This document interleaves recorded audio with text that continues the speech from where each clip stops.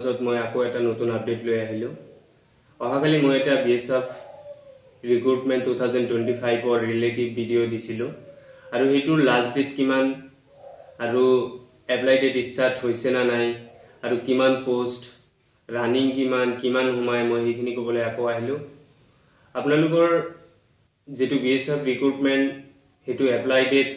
আৰম্ভ হৈছে আৰু ইয়াৰ লাষ্ট ডেট হ'ব 25 আগষ্ট আৰু ইয়াত স্টেট ওয়াইজ ভ্যাকেন্সি আৰু ইয়াত টোটাল ভ্যাকেন্সি হল 3588 টা আৰু ইয়াত লৰাৰ কাৰণে ৰানিং হ'ব 5 কিলোমিটাৰ 24 মিনিটস আৰু ছোৱালীৰ কাৰণে 1.6 কিলোমিটাৰ 8 মিনিটস 30 সেকেন্ড আৰু আপোনালোকৰ মাজত যিখিনি মেডিকেল এক্সামৰ পেটাৰ্ন কেনেকুৱা কিমান কোশ্চেন থাকিব এইখিনি মই আকৌ